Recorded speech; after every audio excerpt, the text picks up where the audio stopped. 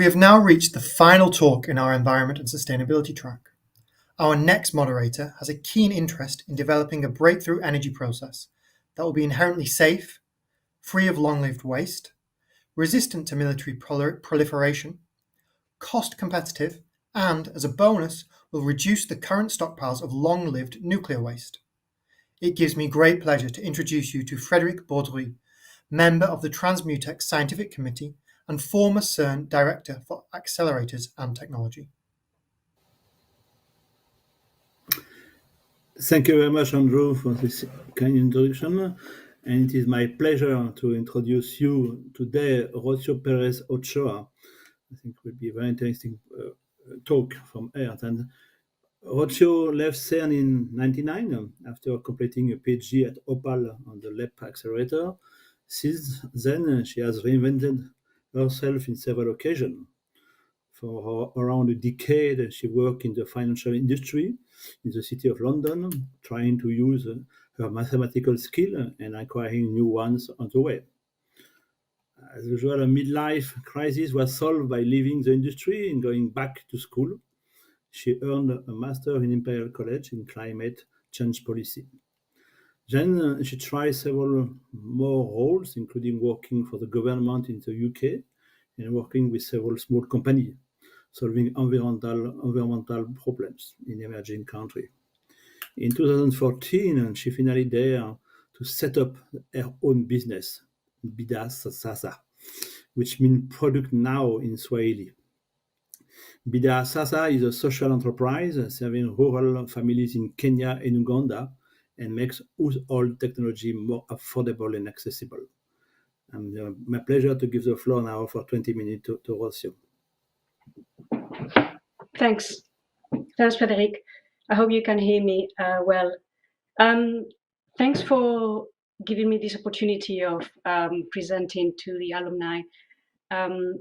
I thought I would recycle some of the material I have used already. This is not the first presentation I gave to CERN alumni, and I will try to answer probably some of the questions that many people in the audience will have. What do I do next with my career?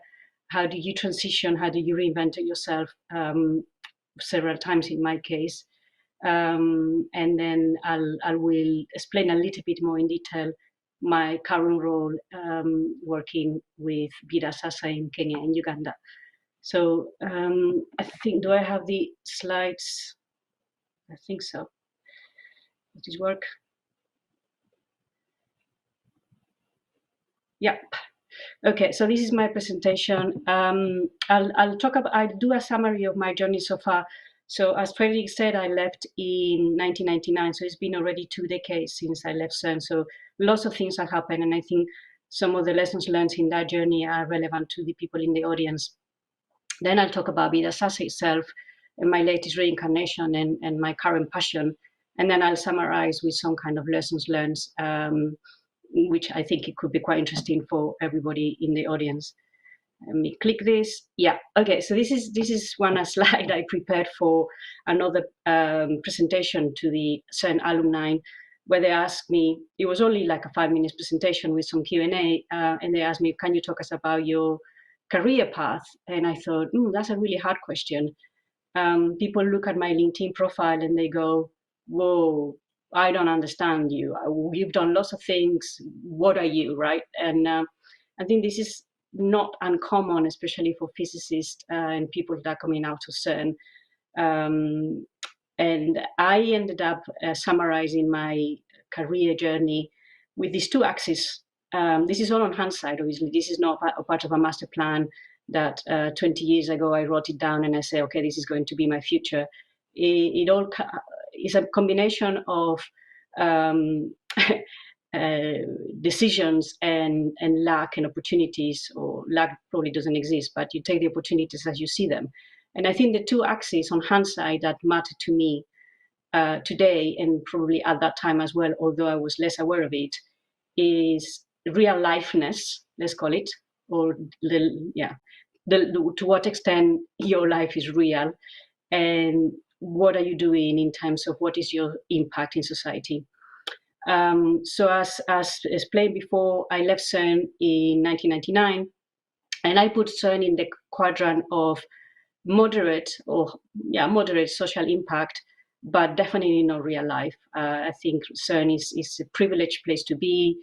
Lots of resources, an incredible environment, challenging, very clever people, and all that. I think probably doesn't really represent what life is out there. So I did like 180 degrees change by that time, which is expressed by those arrows, diagonal arrows, and I went to the financial sector. This is a relatively common path for physicists, or it used to be 20 years ago, where you just recycle your technical skills. It could be your math skills, it could be your software skills, or combination of the both. That was real life. Okay, that was the heart of real life. Business, cutthroat, competitive. I went to the City of London, so I moved countries. Everything was new. I really had fun. It was very challenging. You had to adapt. You have to learn skills that you'd never heard of in your life, because in the academic world, these things don't exist. But after 10 years there, I did have my midlife crisis, as I was mentioning, as Freddy was mentioning before. And I think the reason was that I realized that the social impact of my career was probably negative, to be fair and to be honest. I'm not very proud with the financial sector as a whole, to be honest. So I did another 180 degrees change. And maybe like Emilio, who was saying before, I also went back to school and I did a master's in climate change policy. I was also looking for meaningful life, and I was also looking for alignment. What am I good at? What are the skills that I know I can put in motion, and what I really care? What are my passions? I went back to kind of the roots of my career since I was in school. I like science, I like maths, climate change policy at that time. I thought it was a good combination of a scientific background and trying to solve very, very difficult problems. So there you are, social impact increases, although still within the academic world, your real life, not quite. And then from then I worked in climate change policy. I thought maybe if I work for a government, I was in the UK at that time, still in the UK. I worked for a year in the government in what it was called the climate change department. Again, another brand new experience for me, working as a civil servant, very different from the private sector, very different from the academic sector. And after a while, little by little, when I left the government, I started getting back into more real life, deeper into real life, and working with lots of different small companies that were physically trying to change the world. And that's when, after a few iterations working for others or with others in several developing countries and different environmental and energy problems that these developing countries have, I ended up setting up my own social enterprise, which is where I believe the quadrant, my happy quadrant, is real life and social impact to the max, I guess, I hope. So I'm going to talk a little bit about my social enterprise, which is called, there's a lag here on I'm clicking with my phone. Let me see. Maybe somebody can click for me. It's only, yeah, thank you. Okay, so what are we trying to solve, right? So when you embark into a startup, as Emilio was saying, what are you passionate about? What is the problem you really want to change? Very high level, but it's true. We set it up with my co-founder 7 years ago, and we live and die for this to the day. We have not really lost our north. If you travel around the world, let's say half of the world, you will realize, especially in rural areas, which is where most people live, you will realize that the quality of life of most people is appalling. As my clients say, it's a shame that I'm still cooking like my grandmother, right? They are aware of this. It's not that they are in bliss, blissful ignorance about, pretty countryside living. It's not at all like that. So people struggle with basic needs, fuel, energy, is one of the major problems. Half, 1/3 of the population in the world is still cook using biomass. Electricity, 1 billion people in the world don't have access to electricity. Clean water, I don't know how many billions of people don't have access to safe drinking water, sanitation, and so on and so on. So the infrastructure in rural areas in many places in the world is appalling. It's just shameful, I think. And for technical reasons, we set up this company in Kenya. My co-founder lives in Kenya. He had lived already there. He wanted to start in Kenya, and recently we expanded into Uganda. So that's what we thought. Okay, how are we going to help people to improve their quality of life in rural areas? So the irony of the whole thing is that you don't have to reinvent some things. The technologies already exist there. Solar technologies, which create electricity at home, you don't have to wait for the government for 10 years to bring in the cable to your home. They exist for 20, 30, 40 years. This is nothing new. There's nothing fanciful here. All these technologies do exist. They are mass manufactured in China. The problem is that they are very expensive for the people in rural areas, in Kenya and Uganda and many other countries, and they don't even exist. So who bothers bringing these products to them? Who educates them? Who creates the awareness? Who makes them more affordable and all that? So that's what we decided to do. We decided not to focus on technology, which for many of you will be like, oh my God, she's not doing technology. We are not doing technology. We leave that to other people because we don't think the technology is the bottleneck. We are concentrated on the distribution of products that already exist. They have been tried and tested. They have been used by the first world for decades. Many of you cook with gas, I'm sure.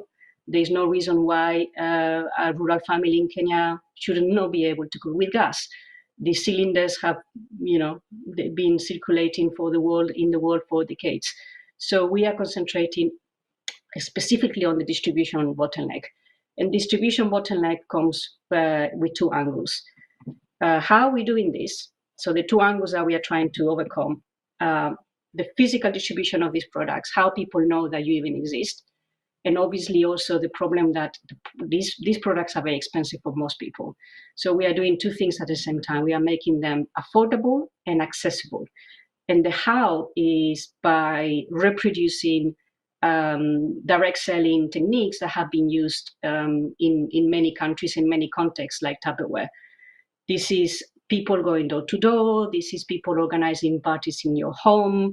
This is happy clients will recommend you. This is Facebook analog version.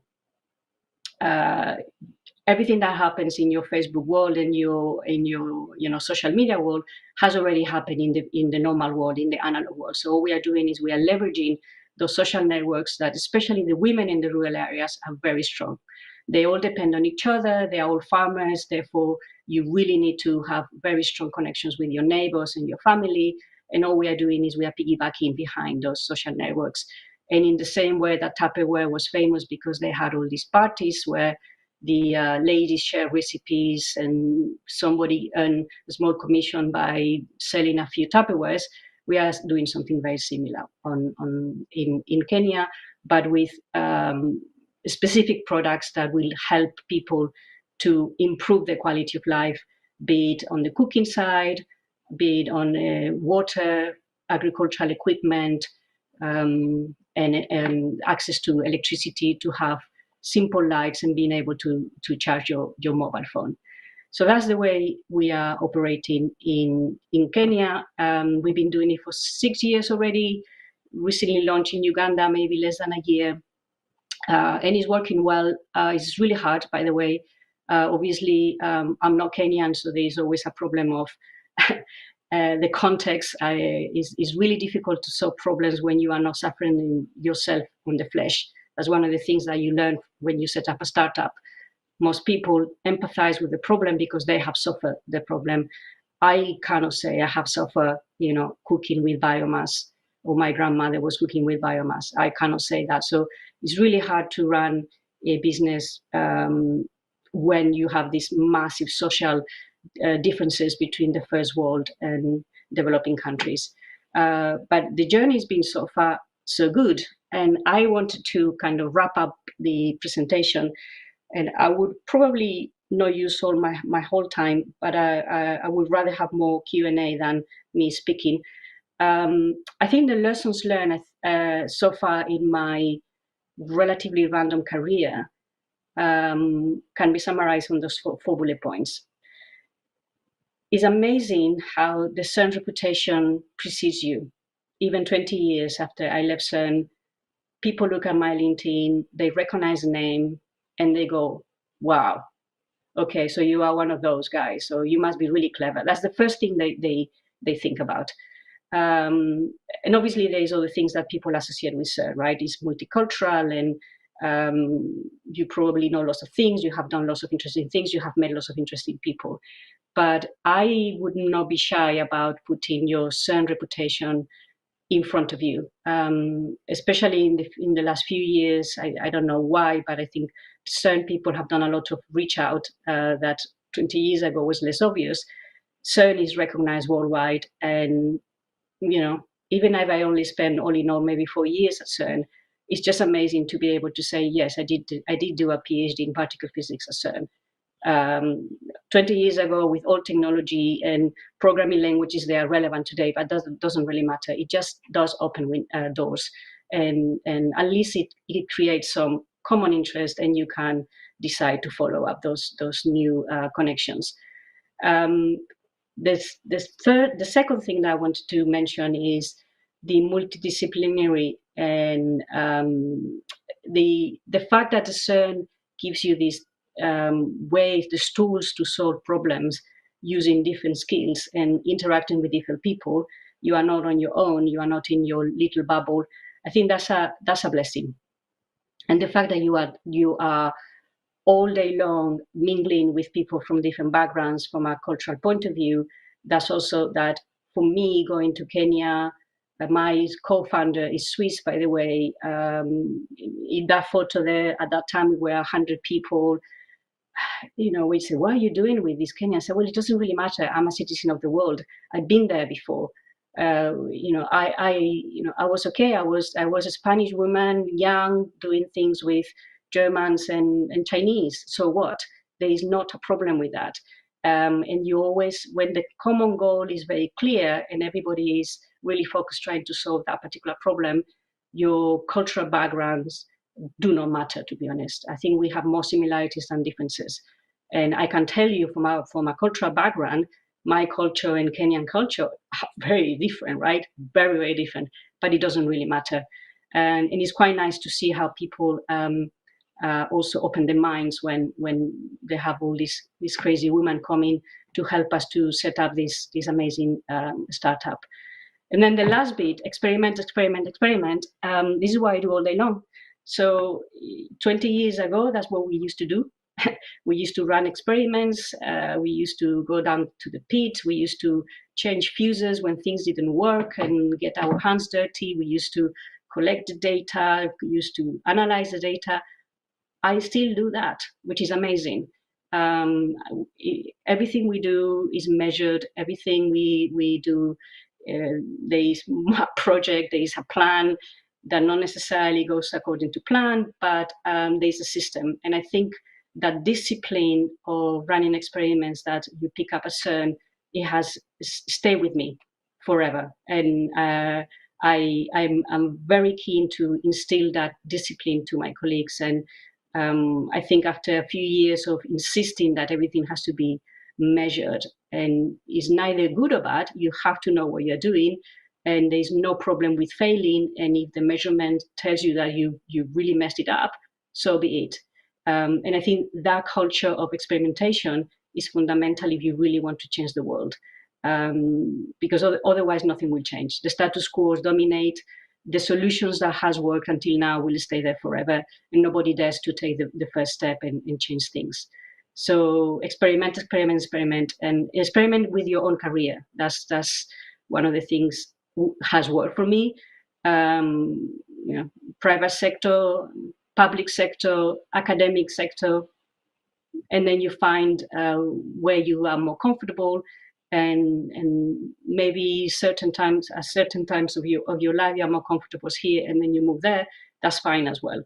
So, and failing is part of life, and it doesn't really matter if you can survive and you learn the lessons after that failure.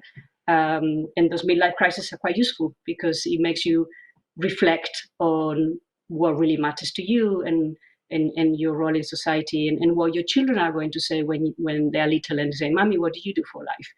So I think that's really my conclusion so far. So I have a little bit of time, but we could go to the Q&As perhaps. Thank you very much, Rocio, for this nice talk, emotional talk, I have to say. And you are a perfect ambassador for CERN. What we said about CERN, about your life after 25 years at CERN and so on. I think I realized we worked together because I was, at the time you were at Opal and the in charge on LEP. Okay, I have to confess I don't see, I'm looking the Q&A, I don't see the questions. I'm starting to ask my own question. And first of all, why did you choose Kenya and Uganda? Why these two countries and not other countries? But it was a bit for me, it was by accident, as many things in my career. Opportunities present. And then I worked with a UK-based company doing solar products that happened to, they wanted to expand in East Africa, and I helped them in that expansion.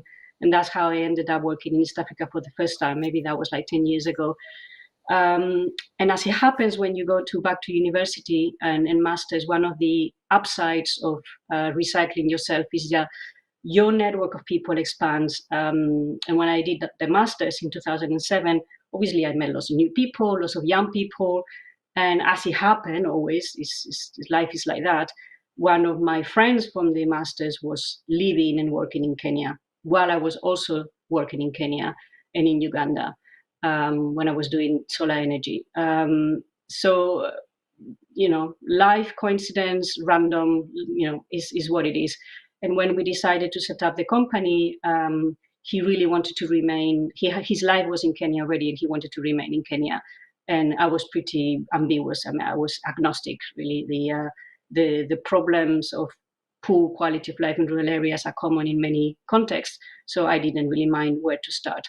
But obviously the ambition is international. If the model works in one country, why not to try in other countries? And that's why we are also now in Uganda. And who knows next? Okay, very good.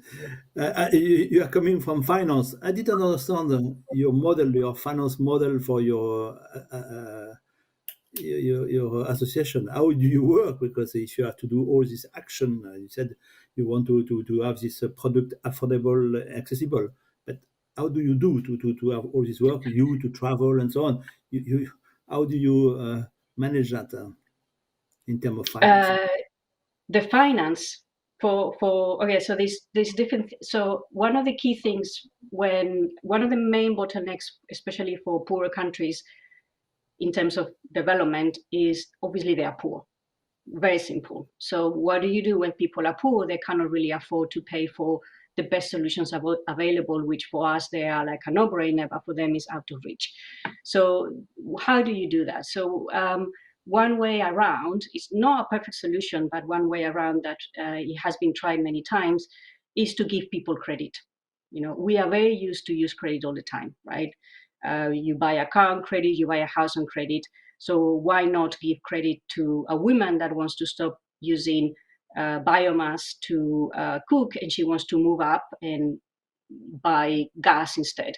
Well, the gas, the equipment to buy or to use gas for her is the equivalent of buying a car for us. It's really, really expensive for them. So what do? Because you give them credit, and that's what we do. This is plain vanilla consumer credit. Obviously, nobody has a nice pay slip where you can do the calculations about will you be able to pay this, and then they don't necessarily have a salary where we can check the income and all that. So we are using a really cool system which is called group liability, that has been used especially in Asia, in Southeast Asia, for many, many years, decades, in fact. And the way it works is that a group of people will vouch for you. This is all about social capitals and social networks. If I trust you and you trust me and you borrow, I can always go back to my friend and say, hey, I have a problem here. I cannot keep paying the installments because, I don't know, my husband lost the job or whatever. So the friends come in and they help you. So we've been doing this for 6 years already. So you would be surprised by how well my clients pay, and you throw away out of the window all the traditional ways of giving financial support to people, and you rely on what is already there, what it exists there, which is the social networks. And they themselves decide who they want to do business with. If I don't trust you, I'm not going to be in your group, obviously, because if I'm on trouble and I reach out to you to help me, but I don't trust you, you are going to let me down. So I'm avoiding you.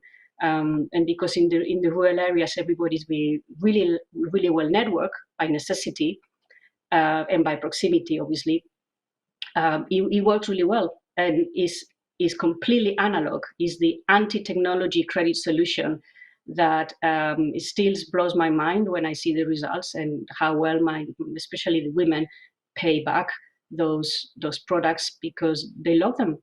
They have an incentive to pay them back. They may want to buy a second one, and they refer to the friends, hey, now I can cook with gas. This is amazing. So yeah, it's all about networks, but of the old-fashioned ones. Yes, but you are also in the spirit what we call microcredit. Yeah. And you mentioned you are two. Are you only two to do all the job? Or how many people are working in your social enterprise? Oof. Today, 140 people, thereabouts. Yeah, it's two co-founders, as myself and David, who is based in Kenya. He's an engineer, Swiss engineer, that left Europe a while ago, maybe 15 years ago.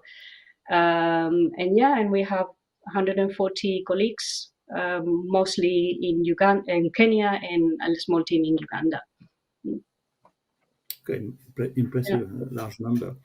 And now to look at if I'm looking at the future, what is your goal? How do you see your social enterprise in, let me say, 3 or 5 years? What is your plan? Yeah, world domination, right? if you have the key thing is the key problem here is if this solution has worked in place A, will it work in place B? Right. This is the same as in physics when somebody gets a result with one accelerator or one detector, and the other team wants to reproduce it or do it better. There's no guarantee that will be the case. So we are still trying to find out what is the recipe for replication. It's not just what is the recipe to solve the problem. I think we do have it because of Kenya. We have been doing it for quite a few years already there. But will the solution that we found in Kenya replicate in other contexts? Because every context may be different. Who knows? The problems are the same. People are still cooking with biomass. People are still using kerosene for lighting. They don't have access to electricity and so on. But sharing the problems doesn't mean that they will be able to share the solution. I don't know. And that's one of the big unknowns. And this is what we are for the last couple of years. Since we are in Uganda, we are trying to figure it out. Can we replicate this? Is there a recipe for replication rather than is the solution working? The solution does work. We know that already. There are ways around to bring in those technologies to the people that matter, the people that need them the most. But the system, the social networks, for example, are social networks strong everywhere? My hypothesis is yes, especially in rural economies, absolutely. But until you go there and measure it, you don't know. You may have nasty surprises. So I think our plan is to find that replication strategy. What are the key questions you need to ask when you go to a new market? And once we have that template, then world domination. You can go to as many countries as you can afford if you have the energy and the resources and the money, obviously. The we don't have a limit, but obviously, from a practical point of view, our remit is East Africa. So we have Kenya and Uganda, and then perhaps we'll expand to another country in a couple of years' time, or a couple of countries. Yeah. Very, very, very nice, very impressive. Very, very quick question. This crisis, COVID, did it get any impact for your activities? Horrible, horrible, horrible. 3% of people are vaccinated. We have had so many lockdowns. Awful. It's been really, really tough. And there's no light at the end of the tunnel. That's the problem. So we are in deep economic crisis right now. People don't have any money. Yeah. With lockdowns, how do you sell your stuff? Yeah. Okay. Yeah, really bad. This is very, very bad, and I think yes, I can imagine also for your travel. Okay, I think we are at the end of the things. People are asking a question about the signification of Bidhaa Sasa. I think I mentioned in the things, product now in Swahili. Okay, just to say that. Products now, not tomorrow. Now. It's just now. But we demonstrate we have a tagline, which is get them now, pay later. That's the tagline. Very good. I think I appreciate so much. Thank you very much, Rocio. I think it was a very inspiring talk, and your passion and your is very inspiring. Thank you. I hope you inspire others. Thank you. Bye. Bye. See you.